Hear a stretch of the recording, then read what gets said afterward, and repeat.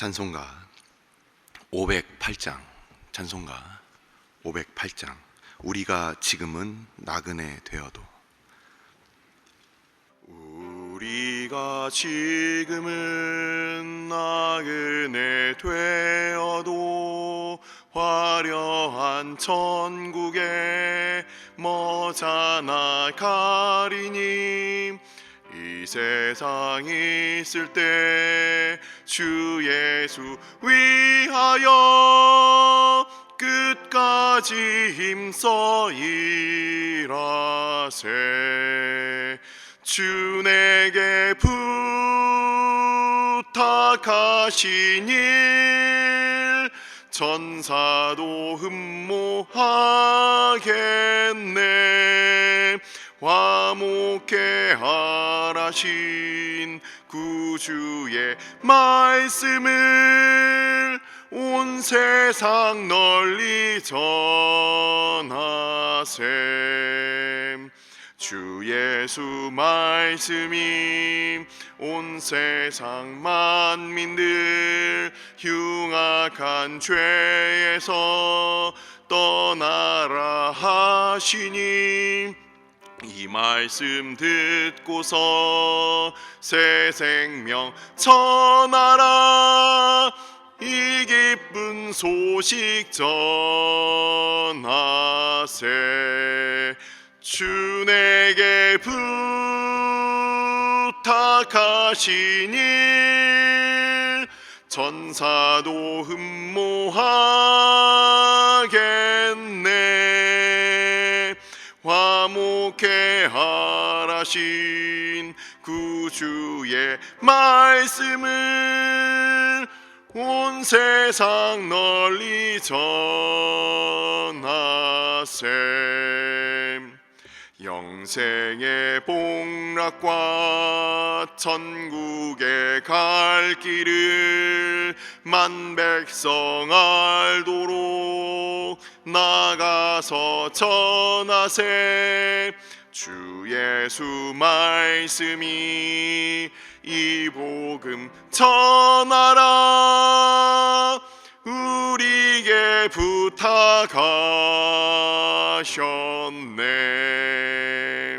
주 내게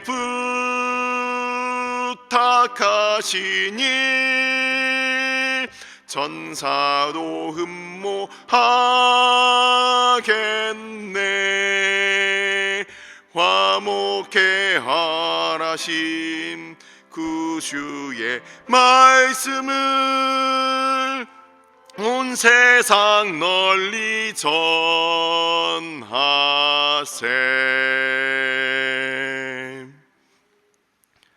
오늘의 말씀은 베드로전서 1장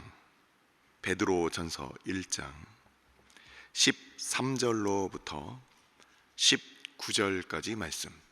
베드로전서 1장 13절로부터 19절까지 말씀을 다 같이 합독하도록 하겠습니다.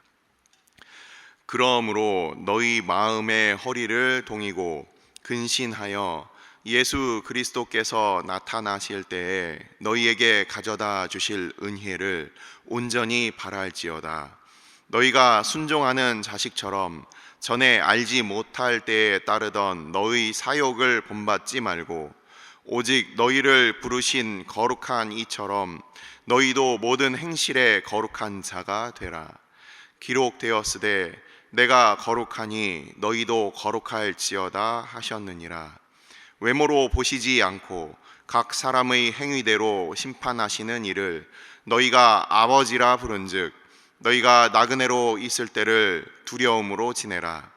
너희가 알거니와 너희 조상이 물려준 헛된 행실에서 대속함을 받은 것은 은이나 금같이 없어질 것으로 된 것이 아니요 오직 흠없고 점없는 어린 양 같은 그리스도의 보배로운 피로 된 것이니라. 아멘. 축복하고 기도한 후에 말씀 보도록 하시겠습니다.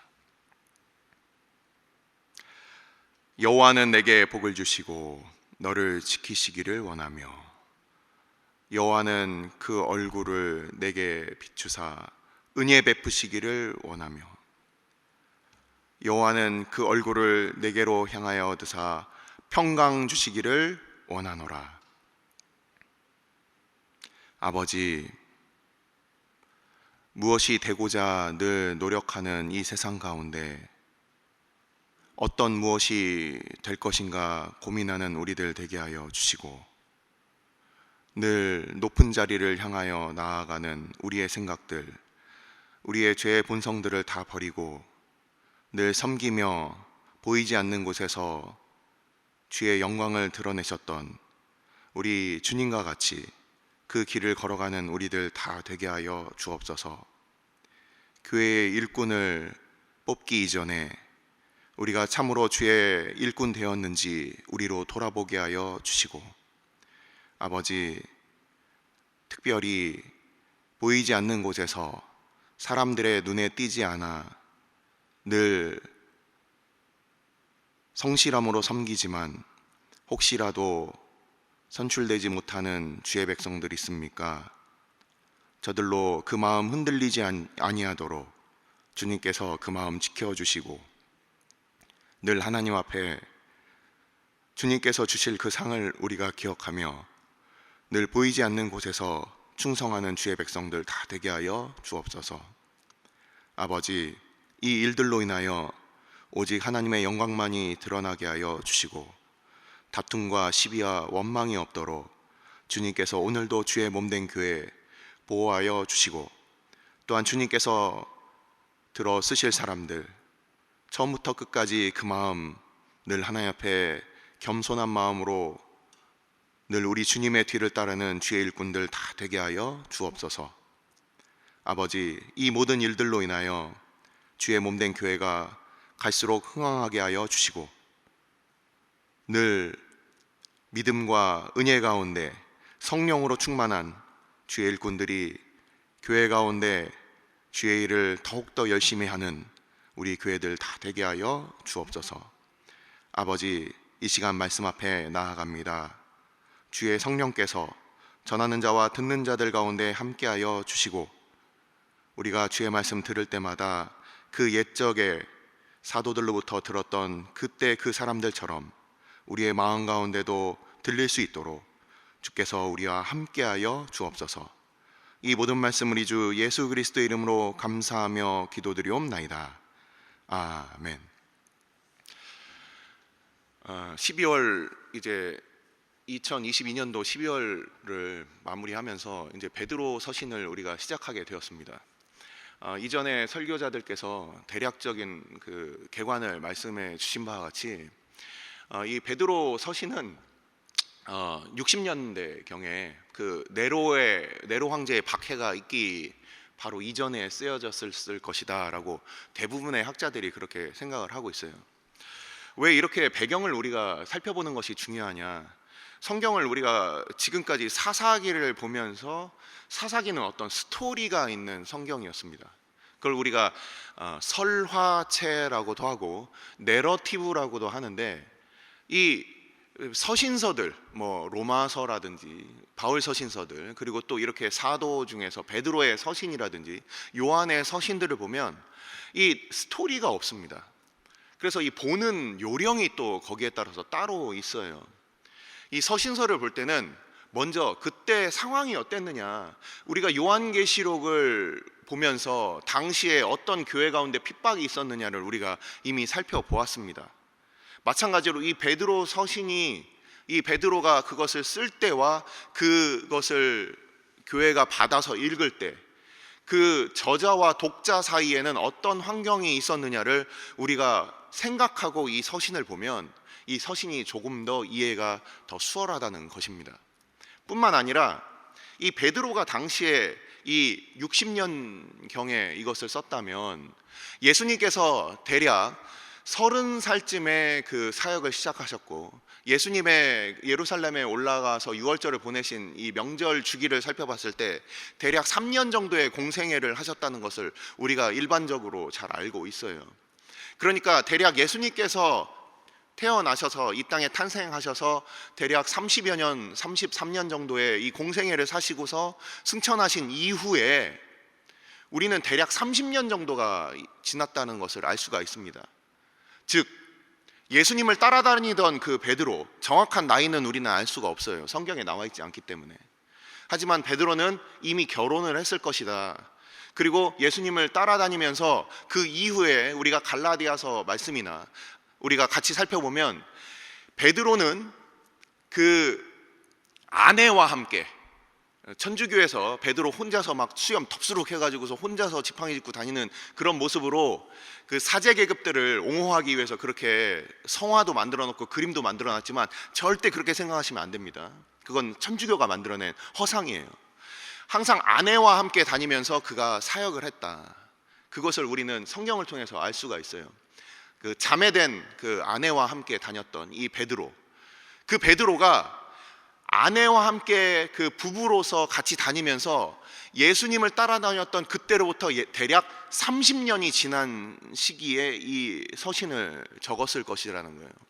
우리가 복음서에서 알고 있는 베드로의 모습은 어떻습니까? 좌충우돌하고 굉장히 이 뭔가 사람 안에 있는 다혈질적인 어떤 그런 모습들을 베드로가 보여주고 있습니다. 근데 저도 이 서신서를 다시 이렇게 읽으면서 베드로가 예수님 당시에 있었던 그 모습으로부터 30년이 지난 이 30년 기간 동안에 하나님께서 그를 어떻게 성화시켜서 어떤 말씀이 나오도록 하고 있는가, 그것을 우리는 기억하면서 보면 좋을 것 같습니다. 그래서 첫 번째로는 이 베드로 자신이 하나님께서 그를 어떻게 인도하셨는지를 우리가 보면은 좋을 것 같고, 그리고 또 이 베드로 서신서를 보면은 특징이 있습니다. 읽어보시면은 우리가 꼼꼼하게 읽어보시면 알 수가 있는데, 이 베드로 서신에는 특별히 이 두 가지를 사용하더라고요. 대조와 반복.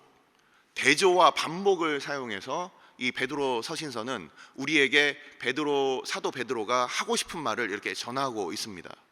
그래서 1장에 나와 있는 이 나그네라는 단어 1절과 17절에 반복을 하고 있고, 그리고 바로 이 전 구절에 있었던 그 대조의 모습, 그리고 오늘 나오는 본문에도 대조의 모습이 나오고, 그리고 뿐만 아니라 1장 마지막에 나오는 이 사랑에 대한 부분이 이 뒤쪽에서도, 베드로 서신서 마지막 부분에서도 그것이 핵심으로 그렇게 등장을 하게 됩니다. 그래서 베드로 서신서를 앞으로 보시면서는 대조와 반복이 있구나, 이것을 보시면서 단순히 스토리가 있는 우리 설화체 본문과 달리 이 강화체 본문을 우리가 보면서는 이 서신서들을 강화체라고, 아까 말씀드린 대로 우리가 이 서신의 특징들을 볼 때는 앞에 나와 있는 논리들이 어떻게 뒤로 이어지는가를, 이 논리의 흐름을 잘 살피면서 보면은 좋을 것 같습니다. 자, 오늘 본문으로 우리가 들어가기 전에 바로 전에 있었던 이 전문맥을 우리가 같이 살펴보겠습니다. 사도 베드로가 누구에게 편지를 쓰고 있습니까? 1절을 보시면은 오늘날의, 우리는 지금 터키라고 알고 있는 이 지역이 얼마 전에 나라 이름을 바꿨어요. 튀르키예라고 바꿨습니다. 이 우리가 알고 있는 터키입니다. 이 튀르키예라는 이 나라에 있는 그 다양한 지역들, 소아시아라고 불리우는 바로 그 지역들, 바로 그 지역에 이 흩어져 있는 이 성도들에게 사도 베드로가 이 서신을 보내고 있습니다. 이 서신을 보내면서 그러면서 너희가 나그네이다, 이렇게 표현을 하고 있어요. 이 나그네라는 단어가 두 번 나오지만 첫 번째 나그네는 시기적인 나그네예요. 시기적인 나그네가 뭐냐면, 우리가 이 땅에 살면서 100년을 살 수도 있고 어떤 사람은 20년, 30년을 살 수도 있어요. 하지만 하나님께서 보시기에는 그것은 영원한 것이 아니라는 겁니다. 우리가 이 땅에서 살면서 영원할 것처럼 살지만 영원히 사는 존재들이 아니라 하나님이 부르시면 언젠가는 본향을 향해서 가는 사람들이다. 그렇기 때문에 이 땅에서 뭔가 일어나는 것이 마치 영원할 것처럼 거기에 일의 일비할 필요가 없다. 우리는 그것을 기억해야 합니다. 사도는 그래서 이 나그네라는 표현을 쓰고 있어요. 그러면서 그 처음 그 인사에 있어서 끝부분 2절에서는 뭐라고 되어 있습니까? 바로 아버지 하나님과 우리 주 예수 그리스도와 성령의 이 삼위일체로 말미암아 우리가 하나님의 거룩한 백성이 되었다는 것을, 그 구원을 얘기를 하고 있습니다. 우리의 구원은 우리에게서 말미암은 것이 아니라 우리 삼위일체 하나님의 그 구원으로 말미암아 우리가 하나님의 백성이 되었고 그 구원이 우리에게 주어졌다는 것을 그가 이야기를 하고 있어요. 그러면서 바로 이제 오늘 본문의 바로 전문맥까지 살펴보시면, 금요일날 김창성 목사님께서 말씀을 전해주신 바와 같이 그 복음이 누구를 통하여 왔느냐, 어디서부터 왔느냐? 하늘로부터 왔다. 성령으로 말미암아서 왔다. 인간의 노력과 인간의 열심으로 우리가 뭔가 치성을 들여서 우리가 얻은 것이 아니라 전적인 하나님의 은혜로 우리에게 주어졌다. 이것을 바로 전절에서 이야기를 하고 있습니다. 그래서 오늘 읽은 이 본문에 있어서 13절을 보시면 그러므로라고 시작을 하고 있어요. 그러므로 이것이 우리에게서 난 것이 아니기 때문에 하나님으로부터 왔고 하늘로부터 왔고 성령으로부터 우리가 이것을 받았기 때문에 라고 시작을 하고 있는 거예요. 우리가 갖고 있는 우리가 지금 처하고 있는 이 복음은 과연 무엇이냐? 지금 이렇게 곧 있을 이 네로의 박해, 그리고 교회가 처하게 될 이 환난과 어려움, 지금 당장 그 큰 환난은 오지 않았지만 그리스도인으로 이 땅 가운데 살아가면서 나그네와 같이 잠깐 머물지만 어려운 이 시기, 우리 이 17절을 보시면 이 나그네라는 두 번째 표현이 있습니다. 똑같은 한글로는 나그네라고 표현이 되어 있지만 이 두 번째 나그네의 의미는 조금 달라요. 첫 번째 나그네는 무슨 의미였습니까? 방금 말씀드린 대로 시기상으로 조금 살다 가는 존재다.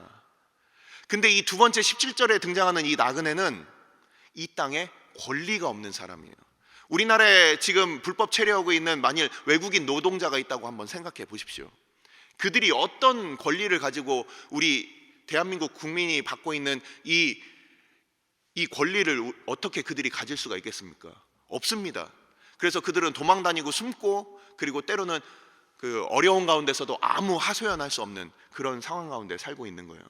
이 두 번째 사용된 이 나그네라는 단어는 한글로는 똑같이 나그네지만 이 두 번째 나그네라는 단어는 바로 그런 의미를 갖고 있어요.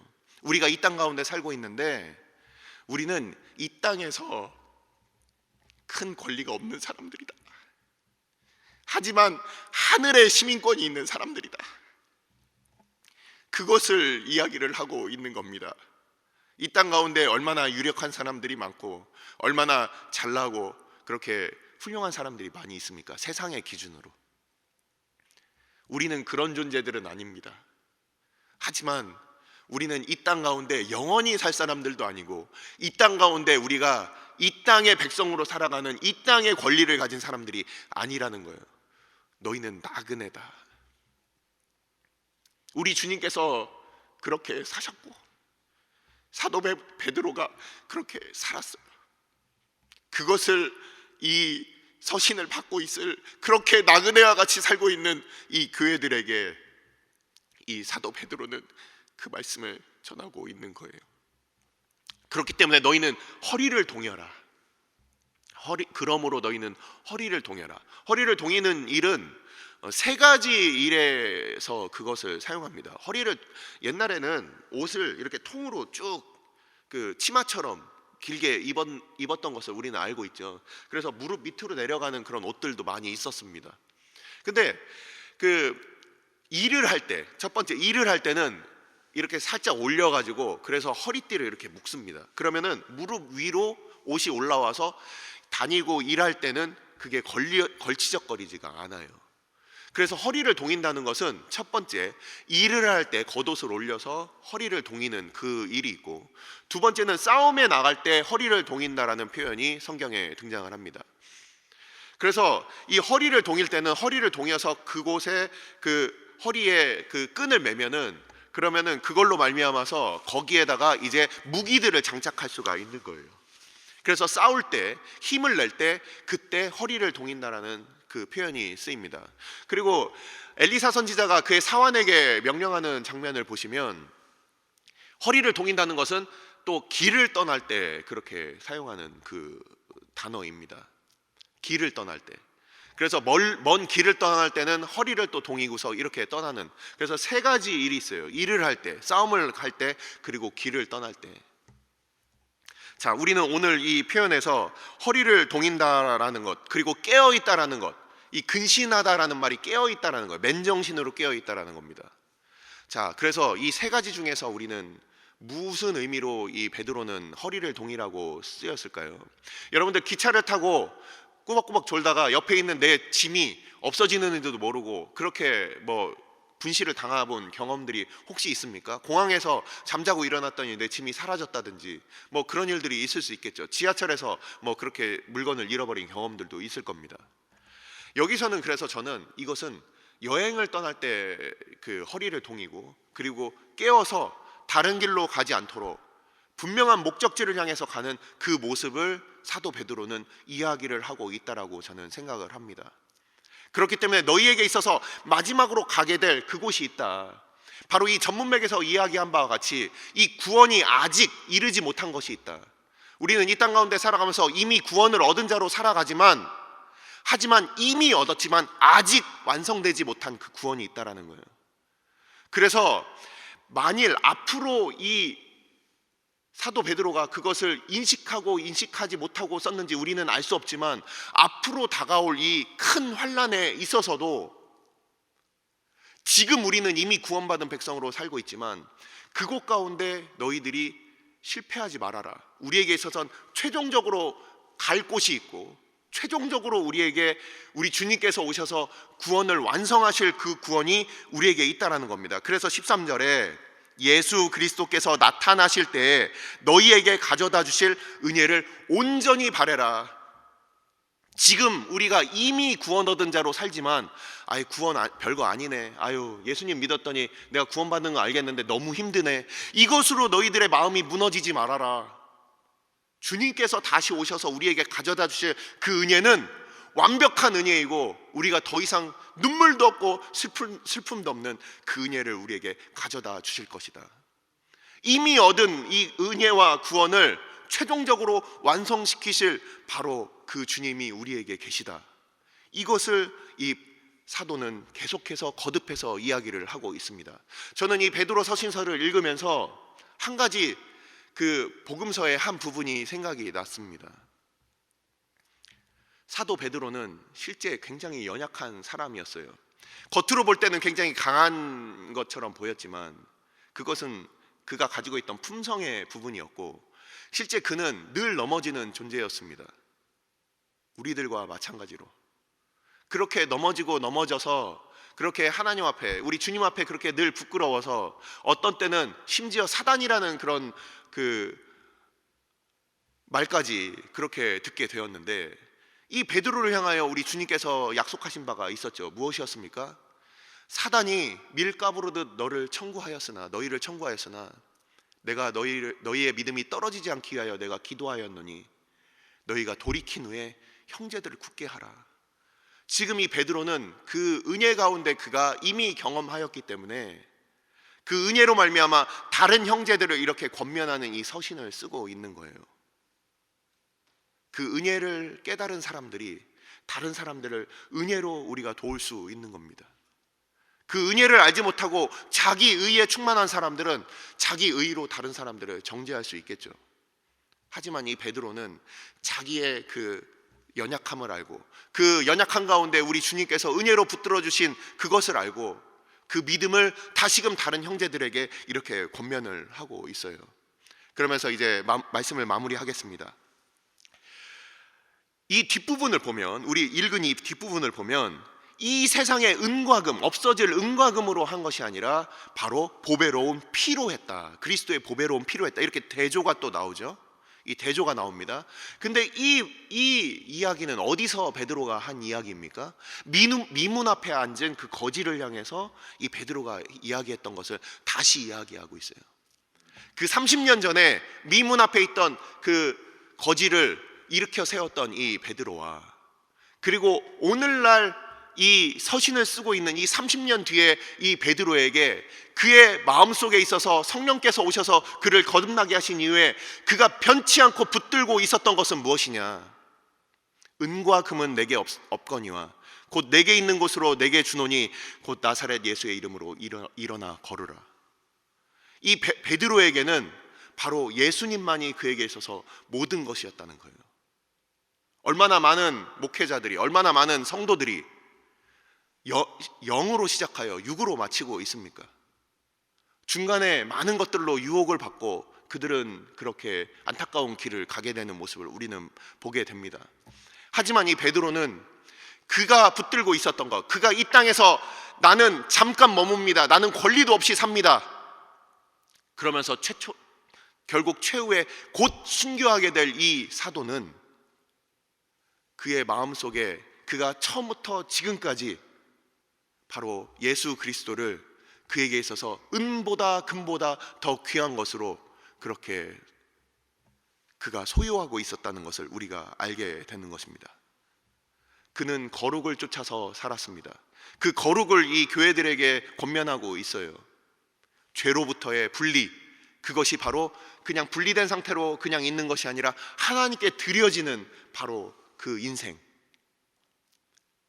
이전에 설명드린 바와 같이 이 주일은 그냥 월요일부터 토요일로부터 우리가 분리해 놓는 날만이 아니라, 그래서 우리가 우리를 위해서 쉬는 날이 아니라 하나님께 영광으로 돌리는 바로 그날, 그래서 우리는 거룩한 날이라고 하는 것입니다. 우리의 인생을, 우리의 삶을 이 땅 가운데 주님께서 우리를 분리시켜 놓으셔서 에클레시아, 세상으로부터 부름받은 공동체로 교회를 세우셨다면 우리 교회에 왜 그렇게 세우셨을까? 하나님의 영광을 위하여 세우셨다는 거예요. 오늘 직분자 투표가 있습니다. 마찬가지예요. 직분자들은 인기 투표 아닙니다. 죽으러 가는 길이에요.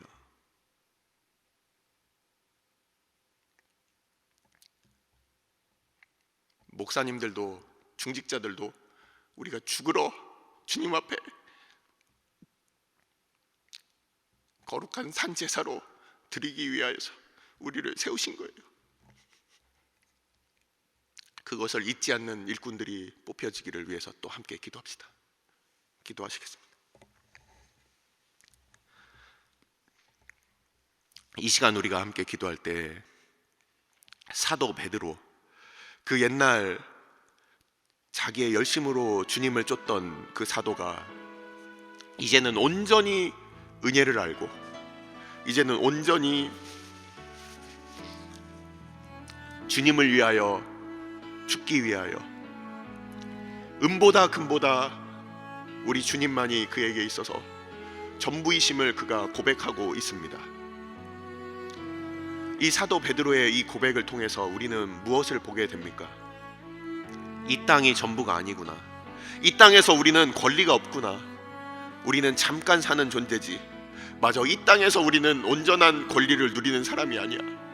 우리 주님과 같이 하늘 보좌를 버리고 이 땅 가운데 오신 우리 주님의 뒤를 쫓는 우리들 되게 하여 주옵소서.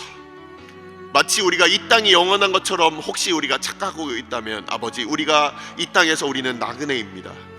이 땅에서 우리가 높은 자리에 오르고 싶다면 아닙니다. 주님, 우리는 이 땅 가운데 권리가 없는 나그네입니다. 주님, 우리에게는 최종적으로 돌아가야 할 그 본향이 있습니다. 주님, 우리로 기억하게 하여 주시고, 나뿐만 아니라 우리 가정이, 우리 교회가 늘 그것을, 그 믿음 가운데 살아가는 우리 교회가 되게 하여 주옵소서. 이 시간 함께 기도하도록 하겠습니다. 아버지, 주님께서 우리를 이 땅 가운데 나그네로 불러주시고 우리로 이 땅 가운데 잠깐 머물게 하여 주셨는데, 아버지, 우리가 이 땅 가운데 나그네로 살고 있는 우리의 모습들을 우리로 깨달아 알게 하여 주시고, 아버지, 우리가 우리의 힘과 아버지 우리의 열심과 마치 이것이 영원할 것처럼 혹시 우리가 그렇게 착각하고 살고 있다면 아버지, 우리로 하나님 앞에 우리의 마음을 다시금 새롭게 하여 주옵소서. 아버지, 우리 주님 가셨던 그 길, 이 땅에서 인자는 머리 둘 곳이 없다고 말씀하시며 아버지, 그렇게 사셨던 우리 주님, 이 땅의 나라가 아니라 하늘에 있는 것을 늘 말씀하셨던 아버지 우리 주님, 아버지, 우리로 동일하게 하늘나라의 시민으로 살게 하여 주시고, 본향을 향하여 우리의 권리를 주님과 같이 내려놓는 주의 백성들 되게 하여 주옵소서. 아버지, 우리가 이 땅 가운데 나그네로 살고 있습니다. 아버지, 우리가 이 땅 가운데 머물고 잠자는 자들이 아니라 허리를 동이고 근신하여 우리 주님의 길을 쫓게 하여 주시고, 우리의 구원이 완성될 그날에 주님께서 우리를 온전케 하실 그 말씀을 쫓아 아버지, 우리로 그 복음을 쫓아 살게 하여 주옵소서. 우리 주님만이 주의 백성들 가운데 모든 것이 되어 주옵소서. 아버지, 특별히 아버지, 우리 가운데 주의 일꾼들을 뽑습니다. 아버지, 뽑힌 일꾼들도 마찬가지이며 우리들 아버지, 우리 목회자들 아버지, 우리 중직자들 주님께서 기억하여 주셔서 우리를 거룩하게 하신 우리 주님의 거룩한 목적을 기억하게 하여 주옵소서. 우리를 따로 불러 세우신 하나님의 거룩한 목적, 우리는 죽어지고 주님만이 사시는, 우리는 쇠하여지고 주님만이 흥하시는 아버지, 우리들 되게 하여 주옵소서. 우리의 일이 아니라 하나님의 영광이 드러나는 아버지, 그 애들이 되게 하여 주옵소서. 주의 백성들 한 사람 한 사람 주님께서 친히 세워주시고 아버지, 성령과 말씀과 은혜 가운데 충만한 자들이 아버지, 주의 교회 일꾼으로 세워질 수 있도록 주님께서 함께하여 주시고, 이 모든 것 주의 손에 있음을 믿음으로 고백하는 우리들 다 되게 하여 주옵소서. 주님께서 주관하여 주옵소서. 오늘 주일은 특별히 오늘 주일 예배와 주일 사역을 위해 기도하는 날입니다. 이 시간 기도하실 때 오늘 예배가 하나님 기뻐하시며 하나님의 임재가 있는 예배가 되게 해달라고, 오늘 강단을 살려주시고 말씀 전하시는 목사님 위에 성령으로 기름 부어 달라고, 교회 모든 부서와 섬기시는 일꾼들이 먼저 큰 은혜 누리게 해달라고, 계속해서 담임 목사님을 위해 기도해 주시고 함께 동역하시는 장로님들과 교육자들이 사랑으로 하나 되어 온 교회가 성령으로 충만한 가운데 부흥의 역사를 이루게 해달라고, 주일 예배와 사역을 위해 합심으로 기도하신 후에 자유롭게 기도하시면 되겠습니다. 이 시간 기도하실 때 먼저 저를 따라해 주시기 바랍니다. 주여, 은혜를 베풀어 주옵소서. 주여, 은혜를 베풀어 주옵소서. 다 같이 합심으로 기도하시겠습니다.